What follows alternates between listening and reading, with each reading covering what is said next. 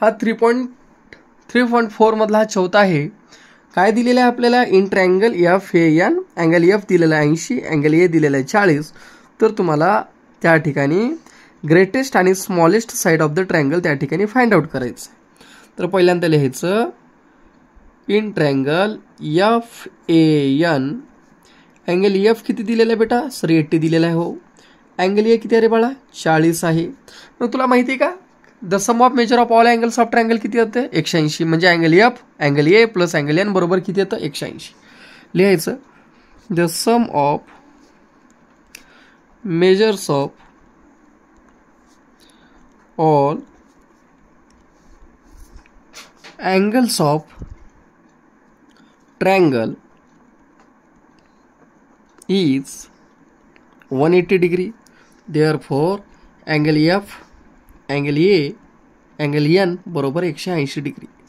Angle F किती आहे? 80. ए किती आहे? 40 प्लस एन बरोबर किती? 180. देअरफॉर ह्या दोघांची बेरीज किती होते? 120 प्लस अँगल एन बरोबर किती बेटा? 180. तिकडला प्लस तिकडे जाऊन काय होतो? मायनस. अँगल एन बरोबर काय येतं? 180 मधून 120 गेले तर अँगल एन बरोबर किती येतं बेटा? 60 डिग्री येतं. ओके. याच्यामध्ये सर्वात मोठा अँगल कोण आहे बघा बरं का? अँगल एफ हा सर्वात मोठा आहे. कुणापेक्षा मोठा आहे? अँगल एन पेक्षा. अँगल एन हा कुणापेक्षा मोठा आहे? अँगल ए पेक्षा हा मोठा आहे.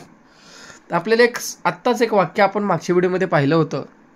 Side opposite to greater angle is greater.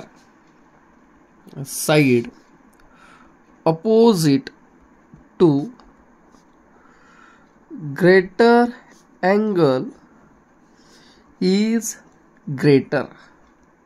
ठीक आहे. म्हणजेच काय? कशामुळे आला हा? रिझन कशामुळे आला पहा. वरच्या डायग्राममध्ये बघा. अँगल एफच्या अपोजिट, अँगल एफ सर्वात मोठा आहे म्हणजे ह्याच्या अपोजिटची साईड सर्वात मोठी आहे. त्याच्या अपोजिट साईड बघा कोणती आहे? ए एन हा मोठा आहे. आता एनच्या अपोजिट कोण आहे बघा बरं का? एफ ए त्याच्यापेक्षा लहान आहे. F A F A. आता बघा एच्या अपोजिट कोण आहे? F N. म्हणजे सर्वात मोठी साईड कोण आहे? A N. त्याच्यापेक्षा बारीक एफ ए आणि त्याच्यापेक्षा बारीक एफ एन. रिझन काय येतं? Side opposite to greater angle is a greater. म्हणून ह्या ठिकाणी काय म्हटले तुम्हाला? ग्रेटेस्ट आणि स्मॉलेस्ट साईड काढा म्हटलं. ठीक आहे. मग A N is greatest side of triangle आणि F N is smallest side of triangle. Okay. अशा प्रकारे तुम्ही याला सॉल्व करू शकता.